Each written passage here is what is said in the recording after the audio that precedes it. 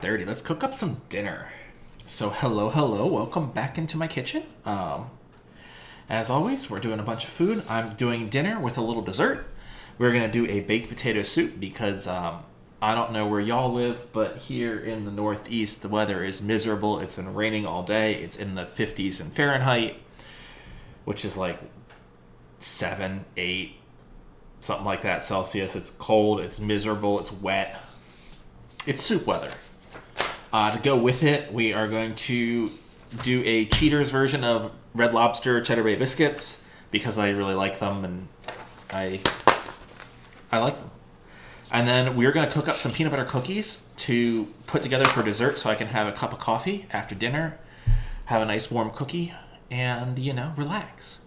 So actually we're going to start with putting the butter together for our cookies because I need to take a stick of butter and then I need to get it up to temperature. So I'm going to cut up a stick, put it in the bowl, put it aside, and then as we cook and get towards the end, it'll have warmed up to room-ish temperature.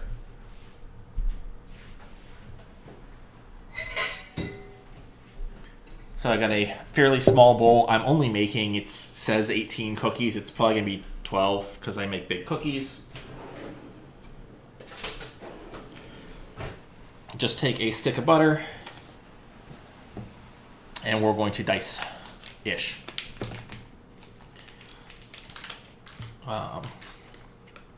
So cold butter you can cut better, but obviously it has problems when it comes to creaming it with other ingredients.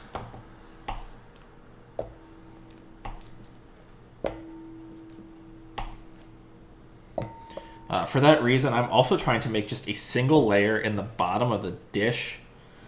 Give it a little more surface area, a little easier to, warm up. I need a half cup, which is conveniently enough one stick.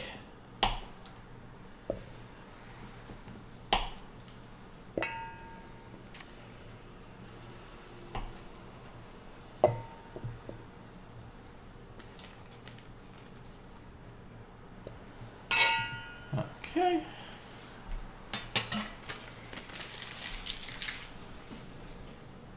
So again, one stick of butter, I'm just going to put it aside. You can see that. Let's try here. There we go, just off screen. Again, needed to get up to room temperature because if you've ever made cookies before, you need to put your butter and sugar together. Cold butter is miserable. It sucks. With that said, we're going to start work on our soup. Not too hard. Baked potato soup is really simple.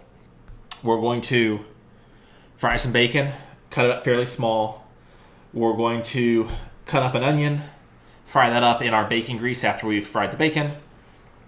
In a separate pot, we are going to boil some potatoes.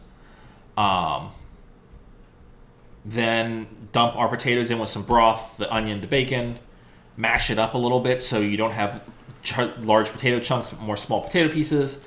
Add in some cream, sour cream, and cheese, and put a little tiny bit of chives on the top because chives are important.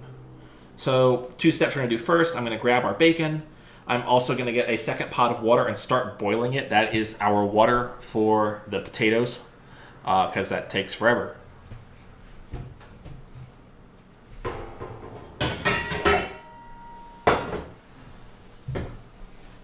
So 4 potatoes, that's give or take 2 pounds.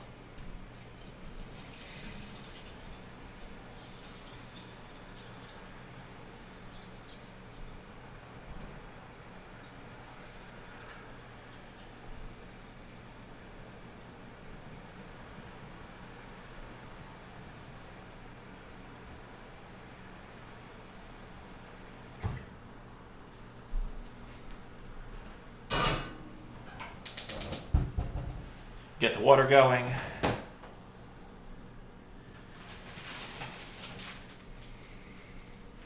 Get my bacon going. I'm going to put another little cutting board on here just so I don't make this dirty at the very start. Again, when you're doing cutting, you want to think about meat versus not meat, so I will put the bacon on something so I can use this for vegetables.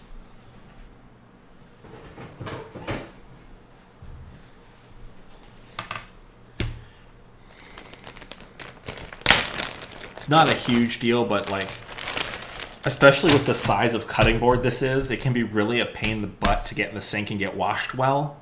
So if I put all my meat on the smaller cutting board, this is easy to wash. The one that just had vegetables on it, well, like, you clean it well, but there's no concerns about leftover problems.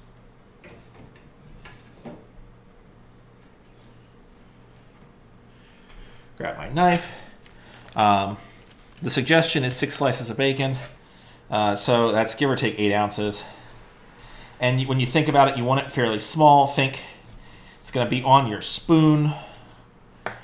If you have huge chunks of bacon, it's hard to pick them up.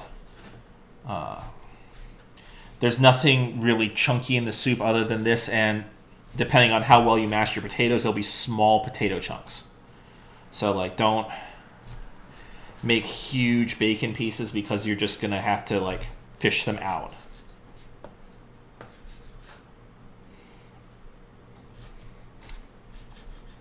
I'm using a really thick sliced bacon here. Again, I know it's going in a soup.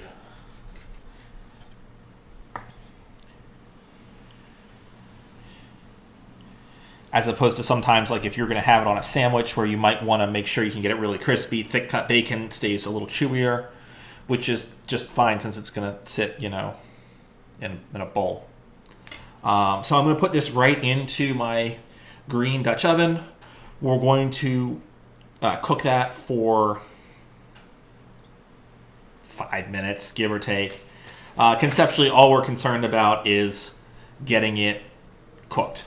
You don't have to think about how crispy it is because no matter how crispy you make it, putting it back in with liquid will uncrispify it. So don't waste your time getting that perfect crispy.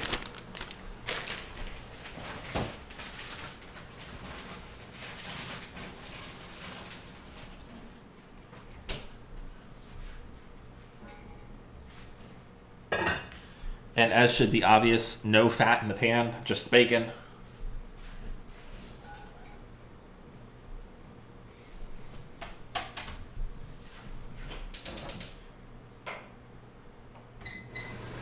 Turn my fan on. Hopefully it's not too loud in the background. We're going to cook those for a little bit. At the same time, I'm going to dice my potato. Get the potato in with the water, because the potato is our next longest cooking item. You know, just do it slowly. Once we get all of this kind of sitting together, it'll be a point where it's kind of sit around, and we'll make our biscuits.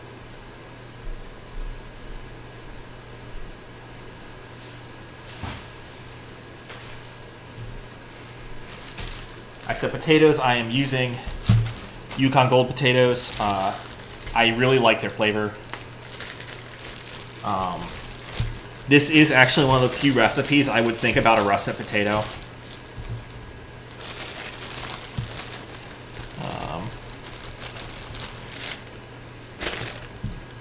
We're going to actually use 5 because I think some of these are kind of small. I could, you know, pull out a scale and measure, but that sounds like work.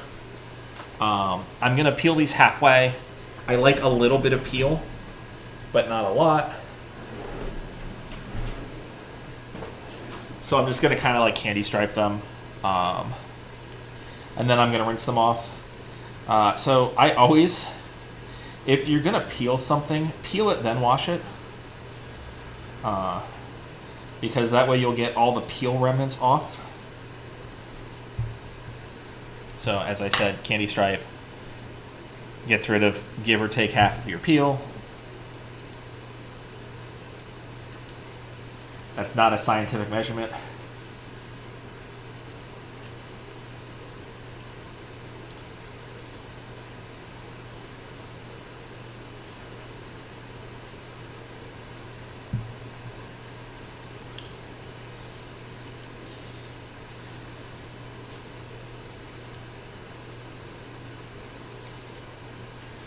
This is also a good time for you to be able to look at your potatoes and see if they're green. These are not. These are really fresh.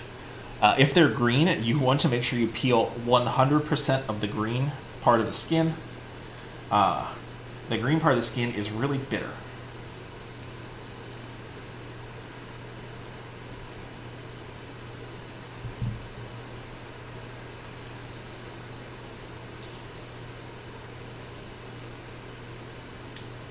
And I'm only going to do the one side on that one. It's small enough. Pitch my peels, wash these off. We're going to dice them and throw them straight in the water.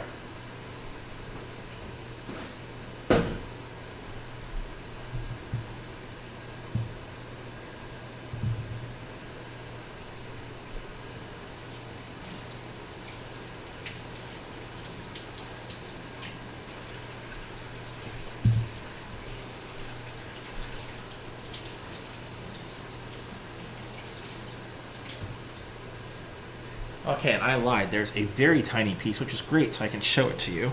Hopefully, I can get the camera to focus. Right here, you can see that it's a little tiny bit green. That green is from UV light. It's a naturally occurring thing. It will happen if your potatoes sit around. It's also very bitter. It's otherwise not particularly in any sane quantity, not harmful. I wouldn't go eating like a bucket of it, but like a potato's worth doesn't matter.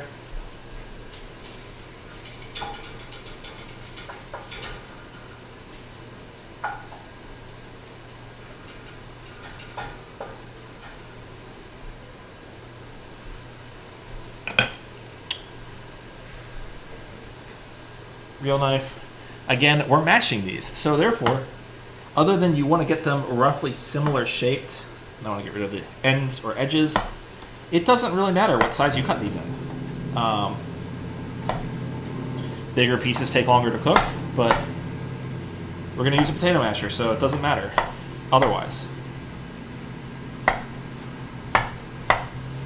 I'm not going to mash these heavily when I do it. I'm going to try and leave some little pieces because I think it tastes better.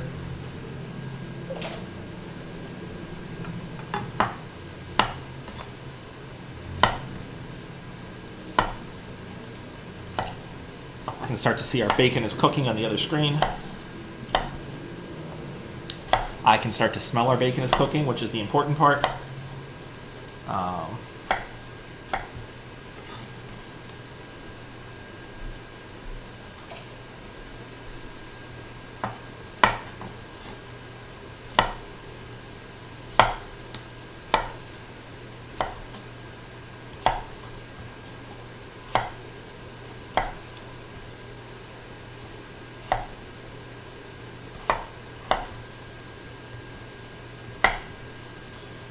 This one has a spot on it. I'm going to be careful to cut around my spot.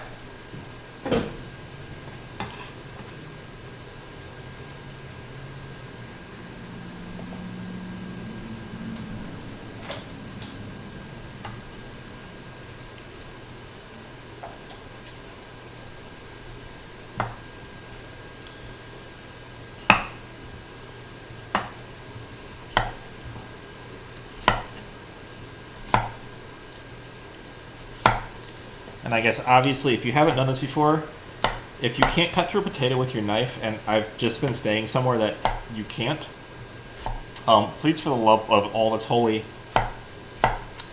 get your knife sharpened. If you don't know how to do it, there is a knife sharpening service somewhere near you. I am 100% confident. A safe knife is a sharp knife.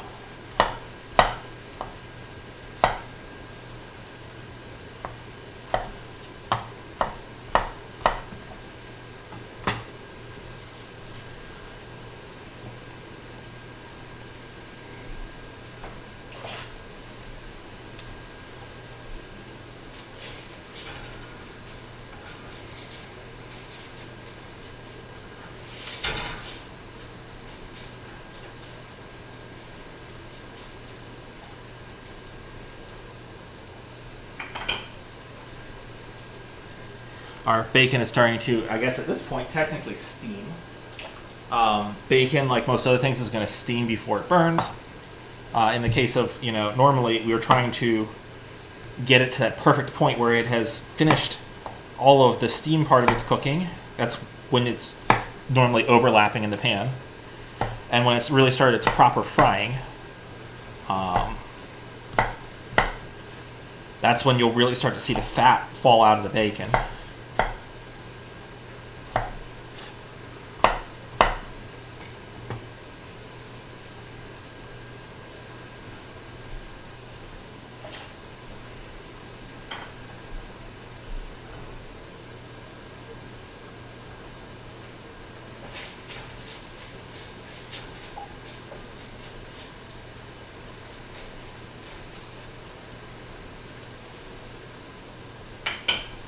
So, it's going to sit there for at least a few more minutes. I'm going to take our next step. I need an onion. I'm going to dice it because as soon as our bacon is cooked, I am going to pull the bacon and add some onion. Give the onion about 5 minutes, throw the bacon back in. But I'm going to dice this onion and get it ready so that all I have to do is grab and throw.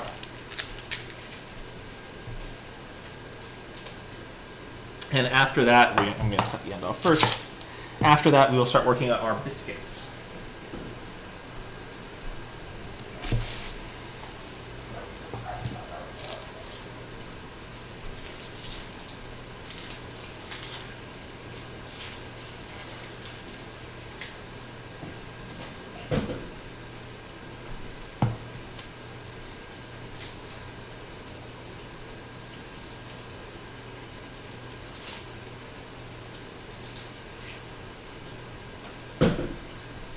Now again, for this, you got to think about what's going on. This is going in a soup. The only other real solid ingredient is going to be bacon. The potatoes are going to be mostly mashed up, and onions don't completely dissolve. So I want a pretty fine dice. Again, this is you guys. This is your food, so do the things you want. However, I suggest a fine dice.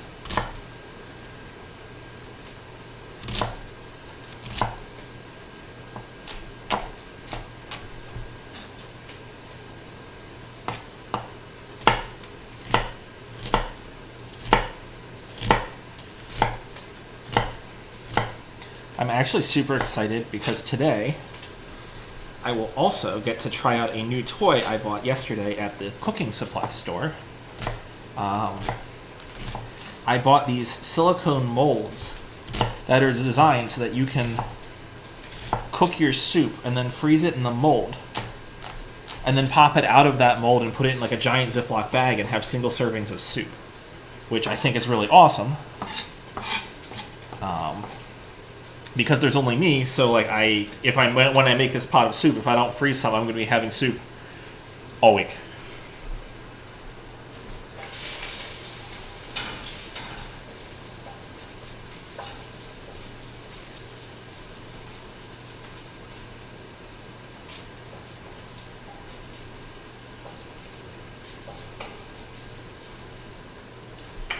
You hopefully can see it a little bit. Our bacon's starting to get a little darker. That's a really good sign. I'm going to give it maybe 3-4 more minutes while I start work on everything else. Our onions are ready. Once I feel the bacon is cooked through, and I'll know because the fat will have really started to come into the bottom of the pan, I'll pull the bacon and add the onions. And I'm going to give or take 5 minutes with the onions. I like my onions to not be raw. So,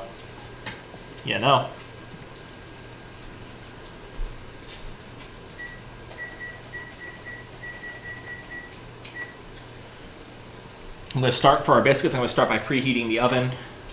Biscuits are drop things, so that means you just kind of, take scoops and drop it onto the pan. That also means that when you finish making your batter, it's like 30 seconds to get it in the oven, so start your preheat early. Going to do this fairly easily. I'm going to grab a pan. We're going to get flour, baking powder, sugar. This is Red Lobster biscuits. They taste like cheddar and garlic.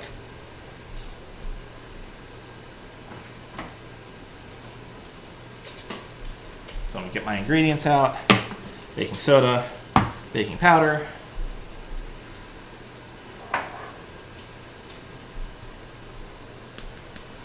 Provided I have enough, I'm going to use roasted garlic seasoning because I think it adds a little extra depth of flavor. Flour.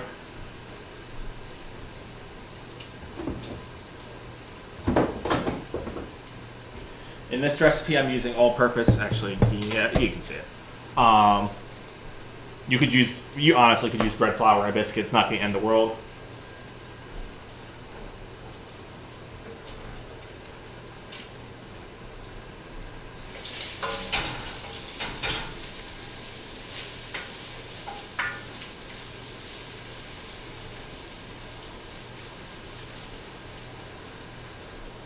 Our bacon is really close. You can really start to see it darkening in the pan there. Oh, bowl.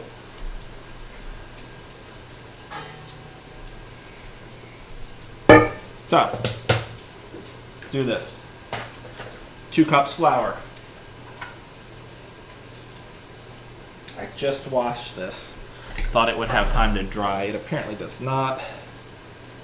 I made grits this morning. I need measuring cups. Apparently when it's 100% humidity, nothing dries very well. There's all kinds of methods you could use to properly level your flour. If you're making a cake, you better use one. I'm making biscuits, so I won't.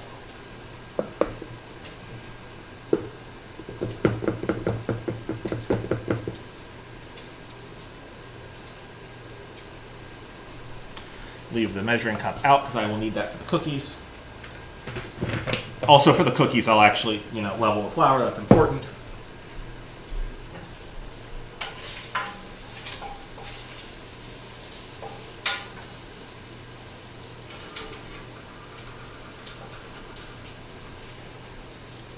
You can both really start to see that the bacon has shrunk, and you can actually, if you're looking, you can see that the pan is getting really dark on the bottom.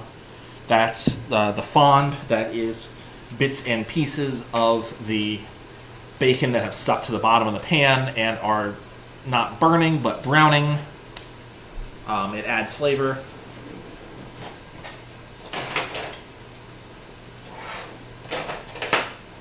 think I need all of these. I need a tablespoon of baking powder. Guys, baking powder, baking soda, make sure you get your measurements right. This is the difference between correctly rising biscuits and really bad situations. We're going to also add a 1/4 teaspoon of baking soda.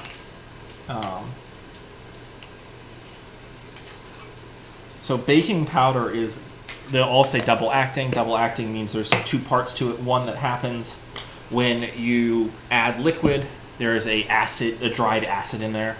The other part is an acid that gets released when you heat it. So that gives you the second part of your rise.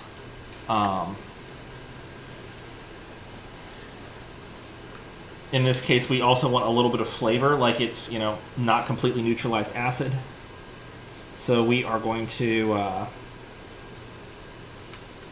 add a little baking soda as well. I should say we have too much acid. We want to make sure it gets neutralized correctly.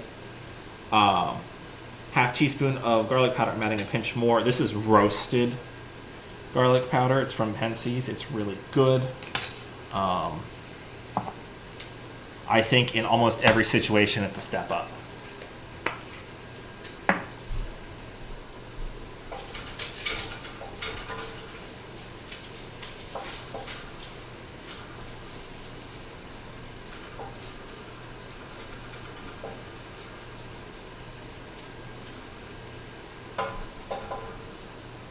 I'll have to replay on the camera. I can't tell if you can see it or not.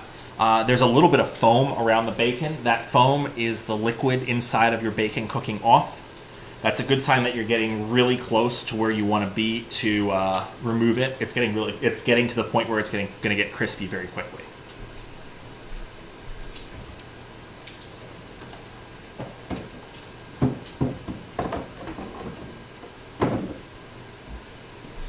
Hoping I have enough for both recipes here. I need a teaspoon of sugar.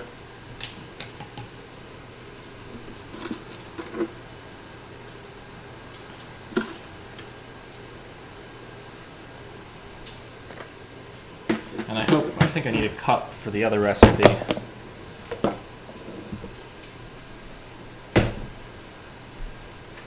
I don't feel like putting that away. That sounds like work. Mix all of our dry ingredients together. This is important. Things that are quick leavened, so baking powder, baking soda type recipes, this mixing is very important. If for no other reason, then you want to make sure your leavening agents are evenly spread throughout your flour. And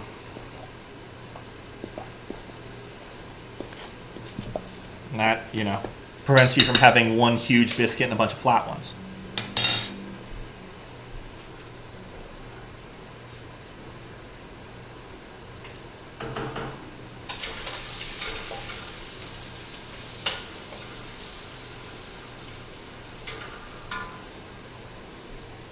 Our bacon actually looks really good. I'm going to pull it out right now before I move on past our dries. And then I will put in the onion.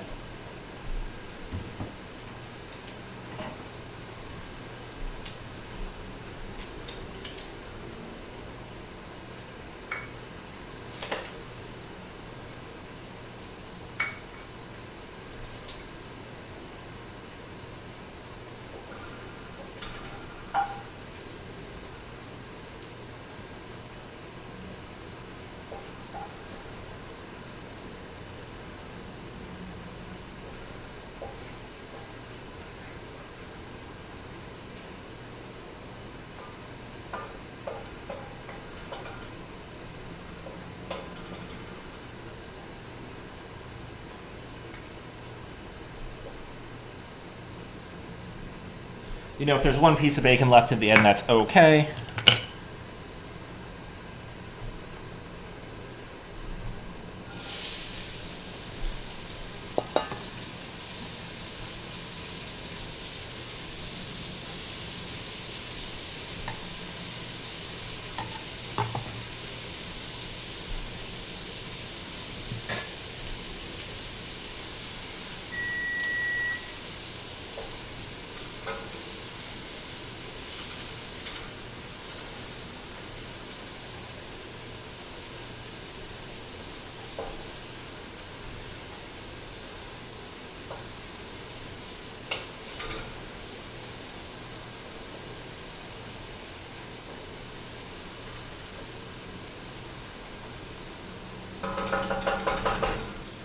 I turn the heat way down at this point. I don't want the onion to burn by accident.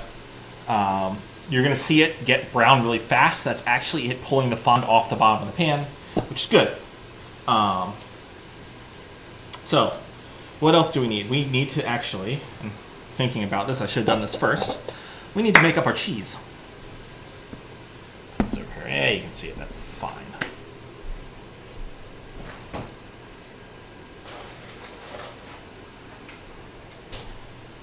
Cheese.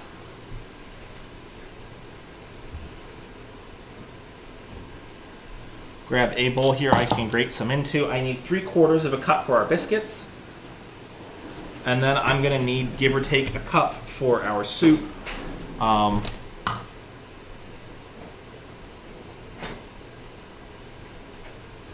The soup is less a measured requirement and more how much cheese do you like. So depending on who you are, that is a measured amount to like putting the entire container in. Hi, kitty. But again, our biscuits to start, we are going to do this. I'm going to actually get the half cup measuring cup out and attempt to measure here.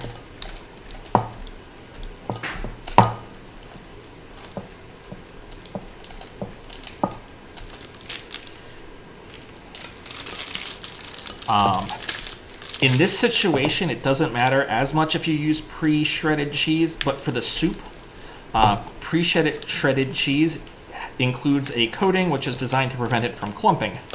This has a problem in that it also prevents it from melting well and smoothly. So if you want to use pre-shredded cheese here, I don't think it's going to make a massive difference. If you were to use pre-shredded cheese on your actual Soup, I wouldn't use it as anything more than the garnish. Because the garnish on top, you know, it doesn't melt in quite all the way, and whatever.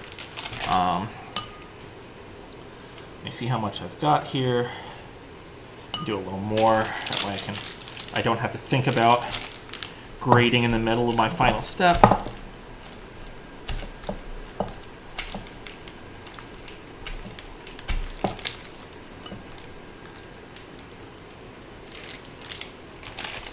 this down for a minute.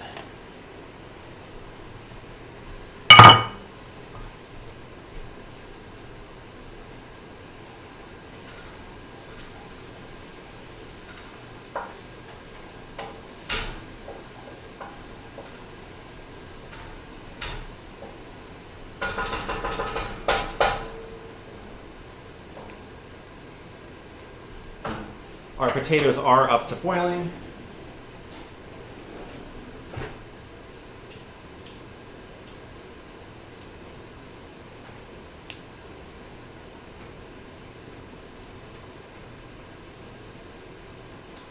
But are nowhere near where I want them. They are not cooked all the way through.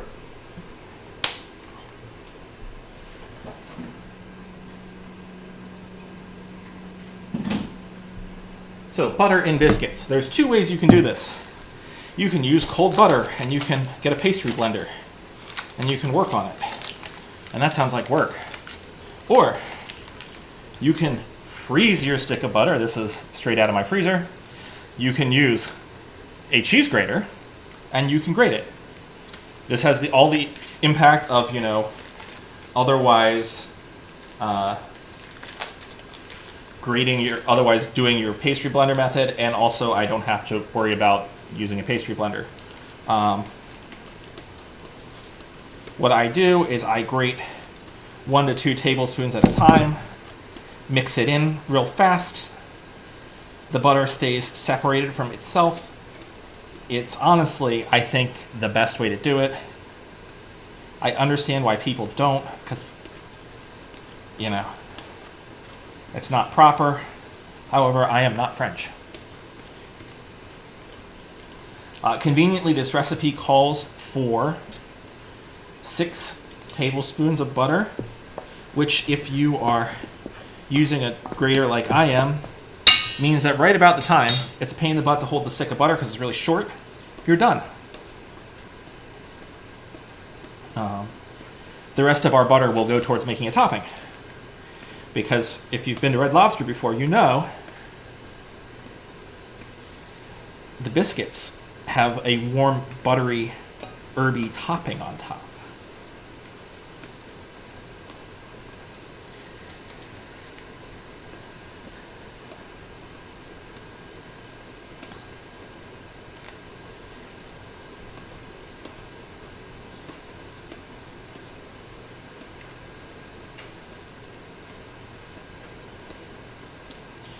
The only thing you have to think about when you're doing this is rotate your stick of butter or move it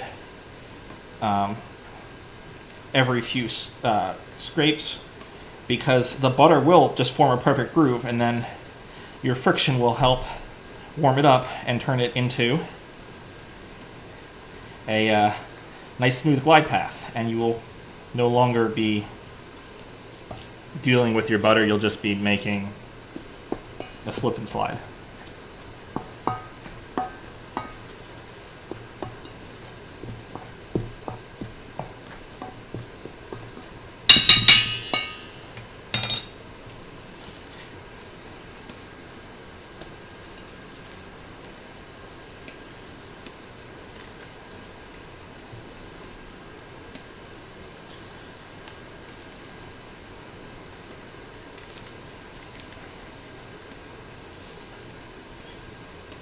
And this is the hardest part, making biscuits.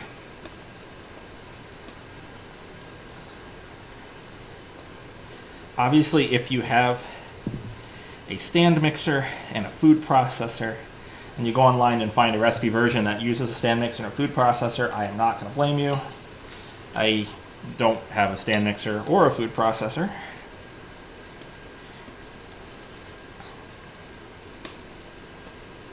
So I've got to make do with the tools I was given.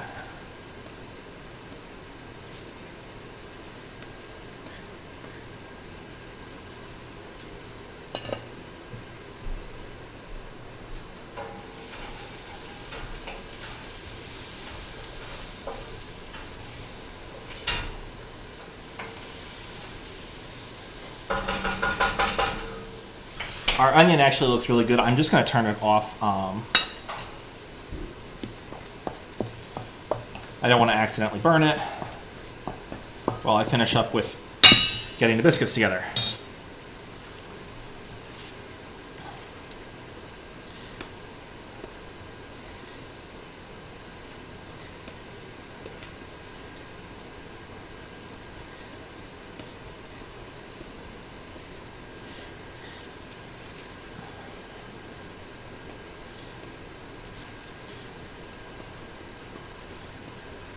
And the reason you freeze the butter is because it's easier to hold.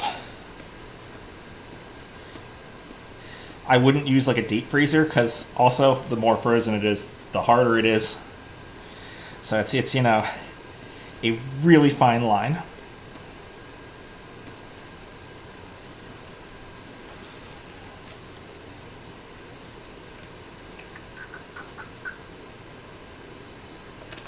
I need about 1 more tablespoon.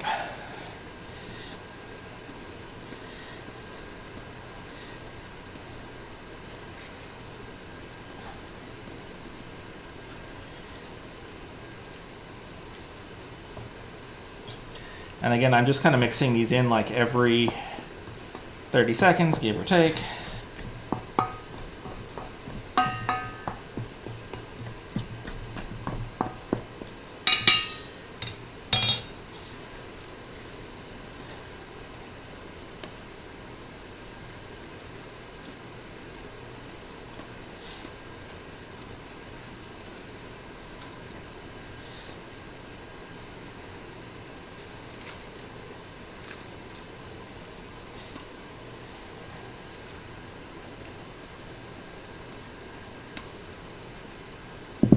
All right, that is going to be where I'm going to call it. I'm going to take my rest of my butter. As I said before, we're going to make a buttery topping to put on top of these biscuits when they come out of the oven. So I'm going to just take it and put it into the frying pan already before I forget, or it gets weird and and it becomes a pain in the butt to get out of the pan. And I can just leave that sit on the stove. I don't really care. The worst that could happen is it melts.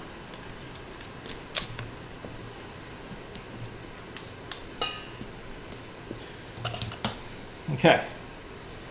So, grab my 1/4 cup measuring cup. I'm going to measure out 3/4 of a cup of cheddar cheese, put it on top. It should be roughly all of that we grated earlier. Maybe find my 1/4 cup measuring cup.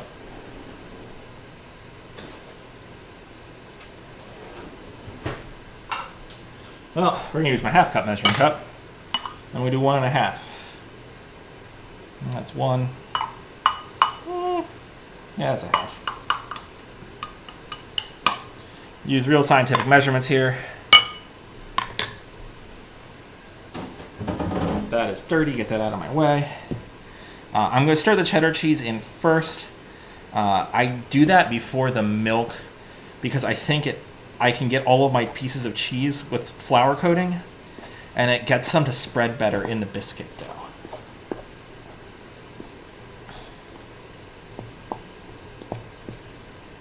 Okay.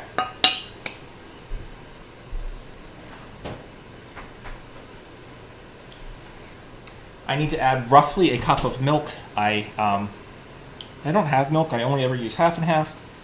1/2 and 1/2, conveniently enough. You can do this 50-50, so I use 1/2, 1/2 and 1/2. And I'm going to use 1/2 water.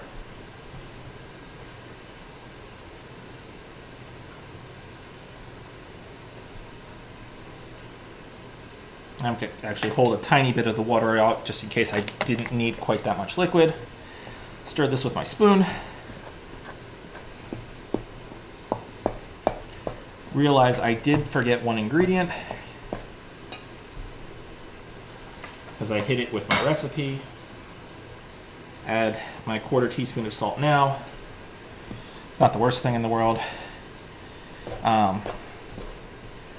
We want to stir these around a little bit so that you get not a bread dough-like mass, but you get something. In my case, it's really kind of not sticking at all. I'm going to add the rest of that liquid. If I do this and I still can't get it to quite come together, I will add a little more. Actually, I'll just use half and half because it's closer.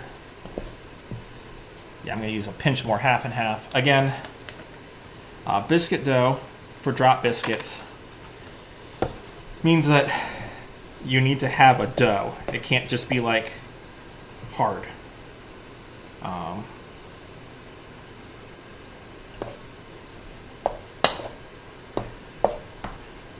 And I think we're give or take there. Yeah, it looks pretty good. So it kind of is one large mass, but it's a very dry mass. It's not firmly stuck together. So let me get my baking sheet out, which I'll actually put behind me. Get my knife out of the way. We'll split these into 8, 10, something like that, and put them in for 15 minutes.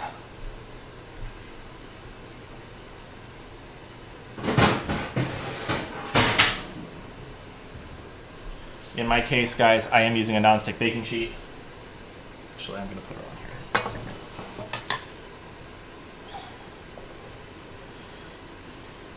I'm going to take each one. I'm going to kind of biscuitize it.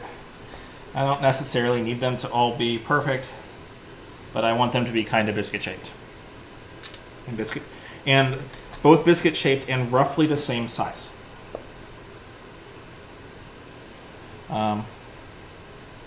You could always use actual measurement tools, but that sounds like work.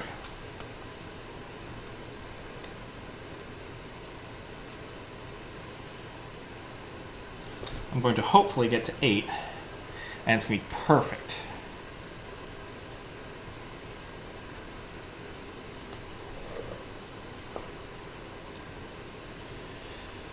Okay, I can't place things today. And actually,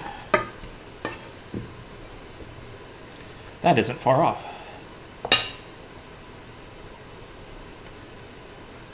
Okay, our oven is preheated to 400 already. It's fully preheated. Let me wash my hands so I don't get dough all over the place, and then we'll get these in the oven.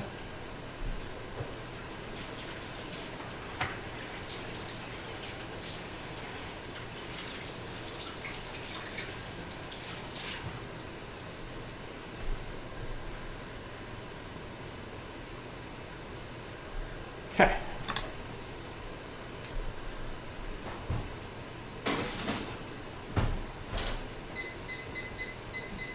So it's 12 to 15 minutes. I'm going to put them in for 12. I expect it'll take the full 15.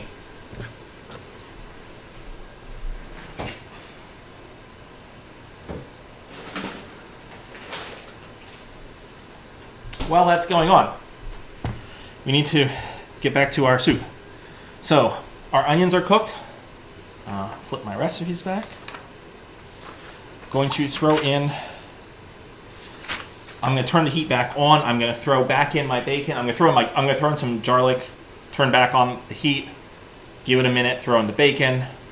We're going to use a little flour, create a roux, and then chicken broth, the rest of my half and half actually, and I'm going to dump my potatoes in and then use my masher on them somewhat.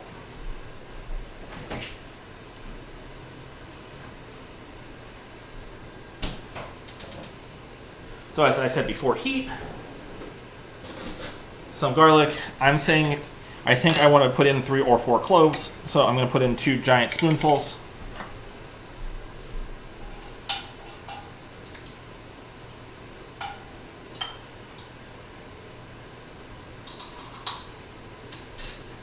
That's kind of like measuring. The best part about cooking, guys, is measuring's overrated.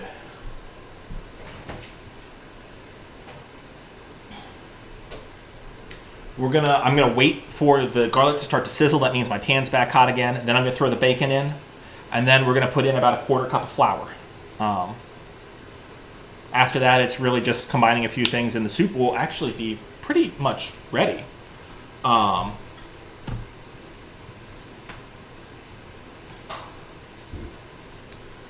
Really, and the cheese gets added at the very, very, very end. You don't want to put the cheese in too early, or it just kind of turns stringy and weird.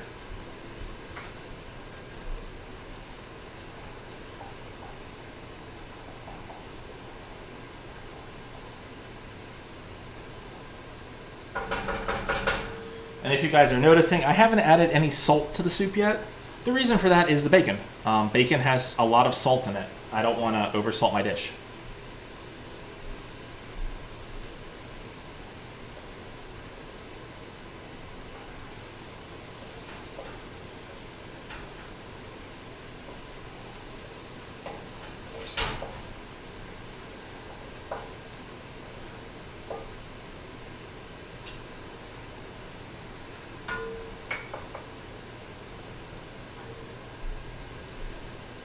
Add in the bacon along with any residual fat that is in there. Someone is messaging me. Who are you? Did I notice?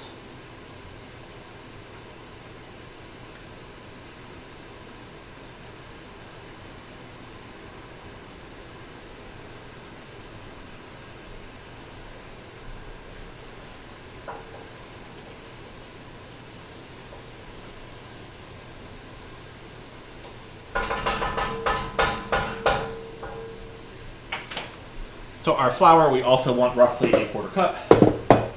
I'm really hungry, guys. These cookies, maybe these cookies are a bad idea. I have a 1/3 of a cup measuring cup, so I'm just gonna fill it most of the way. Again, flour is your thickening agent.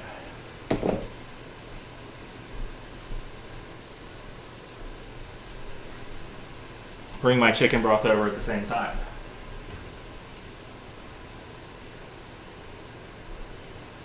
I'm going to let the flour cook for 45-60 seconds.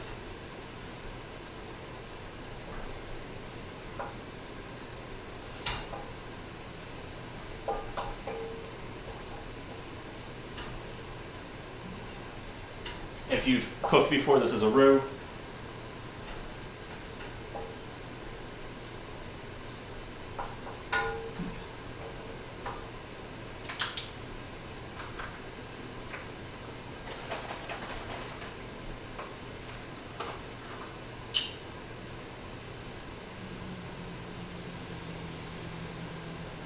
Going to add my liquid a little at a time, at least in the beginning.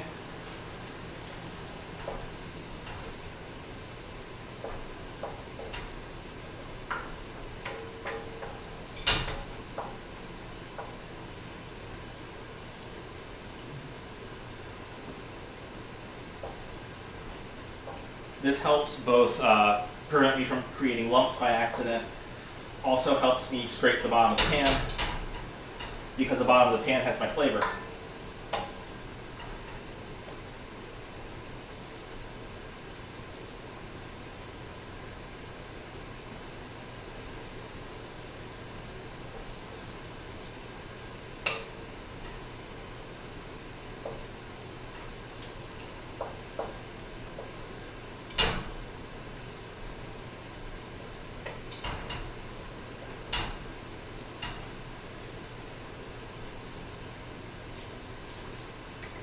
And the more liquid you have in the pan you've already added, the more you can add at a time.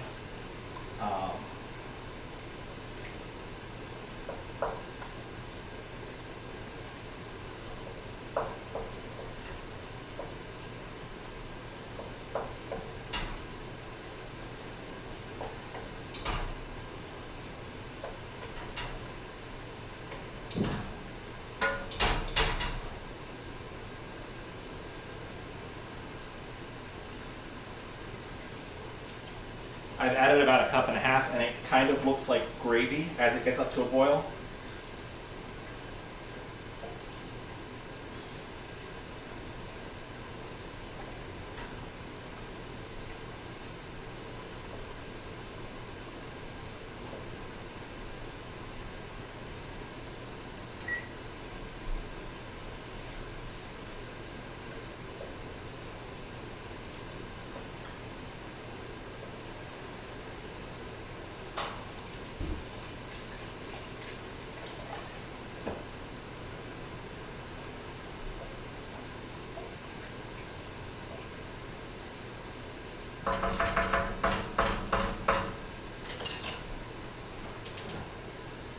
Additionally, on my back burner, I'm going to melt that butter.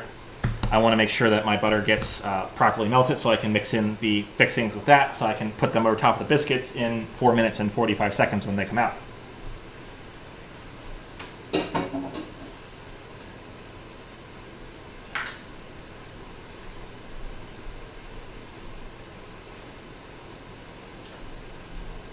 I'm also going to find space on my counters to pull out the biscuits.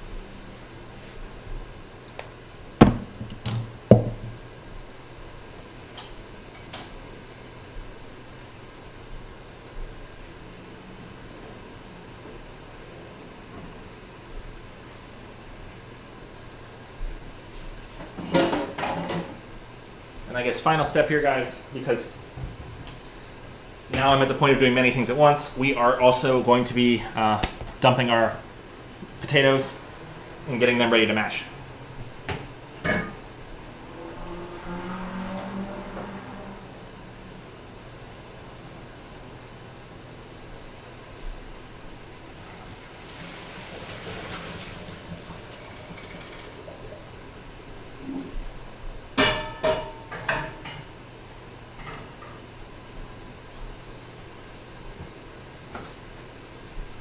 Very important. Okay. Where the heck am I?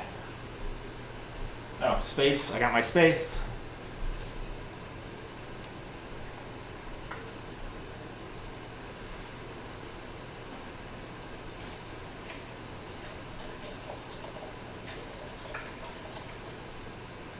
Last of our chicken broth.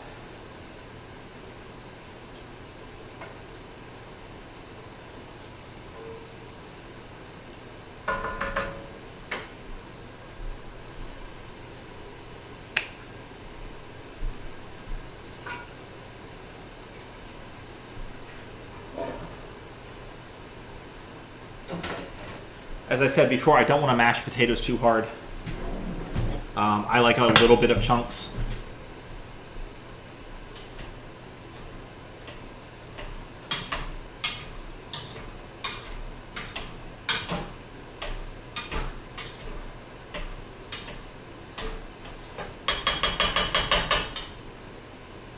They're currently kind of gravel-like, and that's where I'll leave it.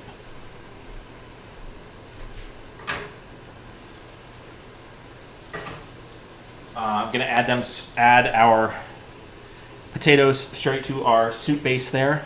Once that's in, I'm going to add in some half and half and some sour cream.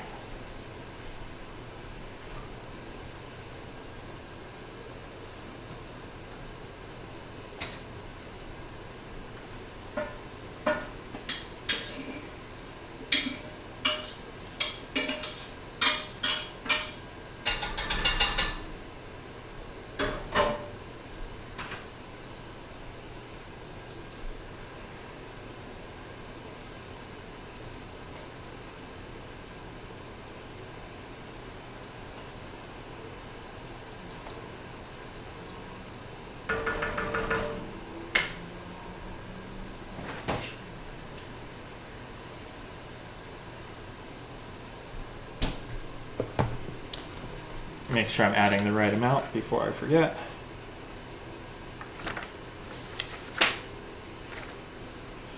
I'm going to add roughly 3/4 of a cup of sour cream. That is 3/4 of this package. And then the rest of my half and half. I need to make a note because I need half and half for the morning.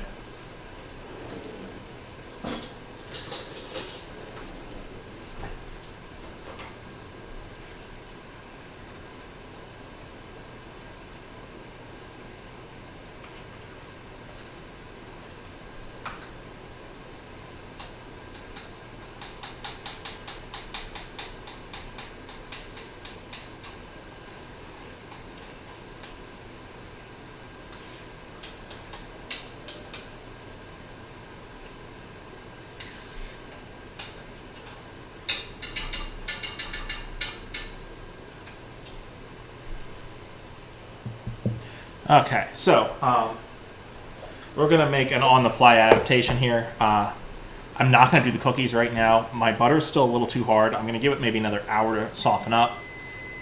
Conveniently enough, it's going to give me enough time to eat dinner. Biscuits still need probably 3 more minutes. Gives me a chance to finish out the soup.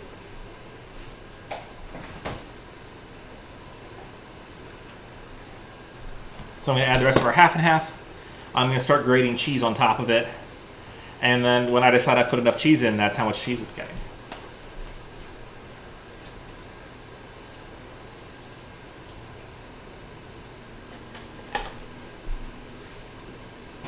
And remember when you're cooking this soup that it's going to thicken up as it cools. So don't thicken it until it's the right level at boiling, because then it's going to be glue when it's eating.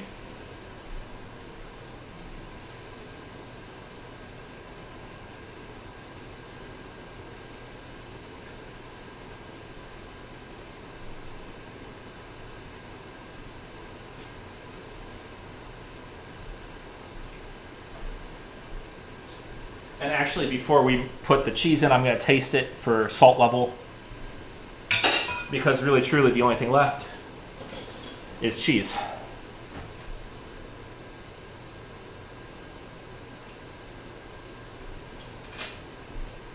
Needs a pinch more salt, as with life.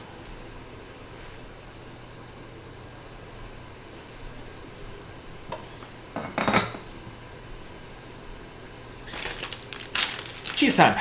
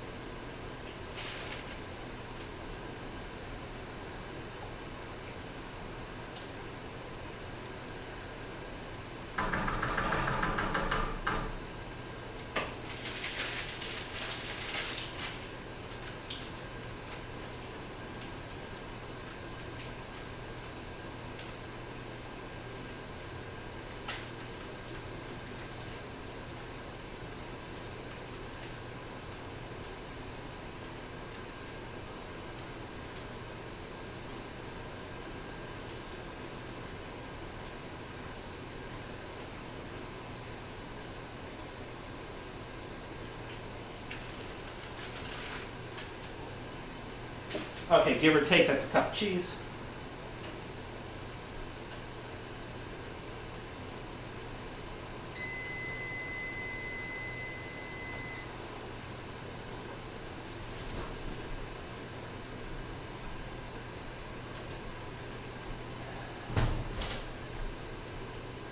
I still don't quite like the biscuits. I'm going to give them one more minute. I want them a little more browned on top, but they're really close.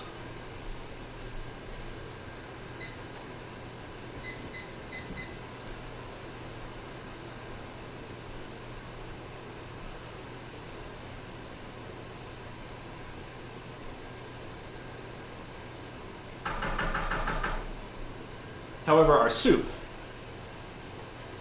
ready. And I am ready for the soup.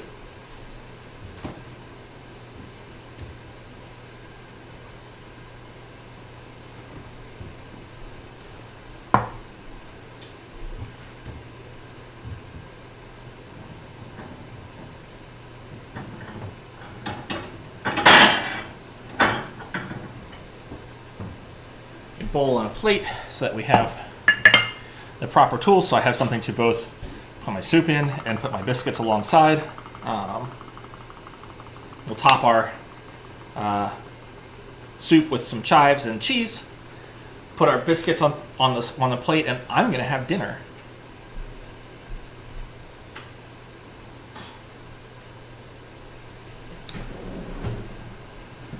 Grab my ladle.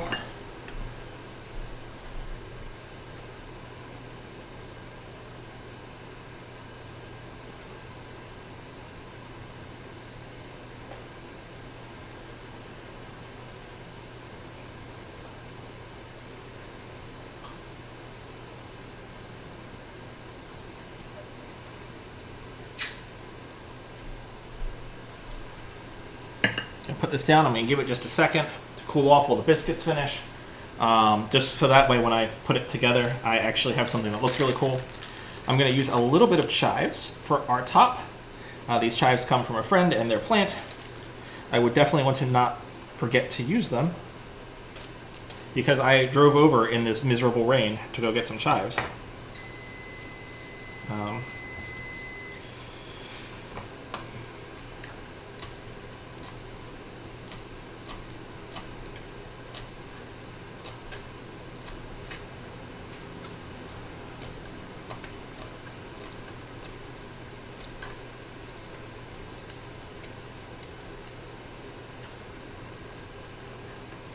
Okay, there's my little pile of chives.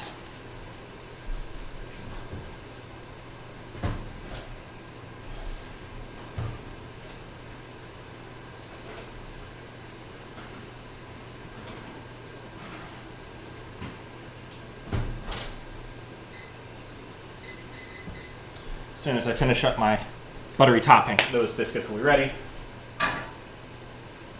Conveniently enough, my buttery topping just starts with melted butter.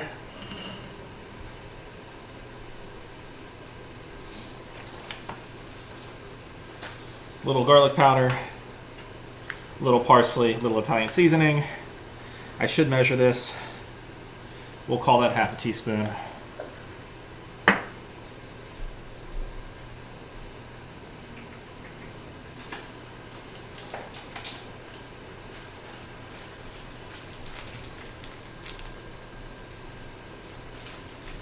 We're using dried Italian seasoning because that's what it calls for in the recipe.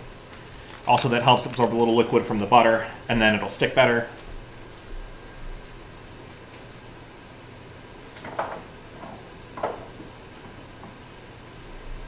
And again, a little bit of fresh parsley on top.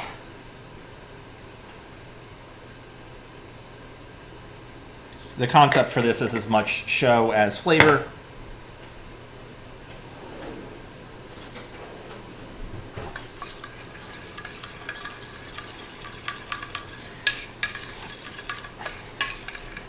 So by melting the butter and then giving this a minute, I've got a chance for the dried herbs to absorb a little bit of the liquid from the oil from the butter fat, and then our butter fat absorb a little flavor from them. Conveniently, I will then just pull our biscuits out and use my little pastry brush to brush this on top. It adds a little color as well, which always helps. Makes it look like you know what you're doing.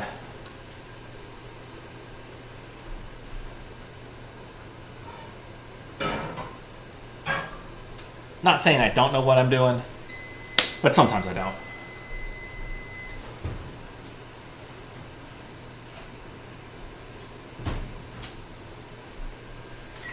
All right, there we go. I'm going to hold them up to the camera so you can see them and then put them over to cool. We have our wonderful biscuits. They're a little darker than they show on the screen. I'm going to cover them with butter, and then I'm going to have dinner.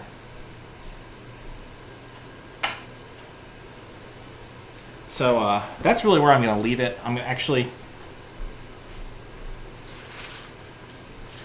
top my soup really fast so it looks good for y'all.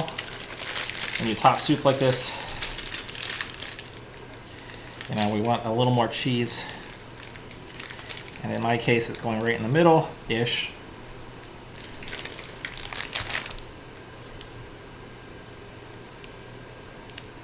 You produce, make sure it tastes like cheese. A little pinch of our chives on top, and dinner. So I will see you all next Sunday, if not sooner. I have a Discord with all the recipes, and enjoy your all's evening.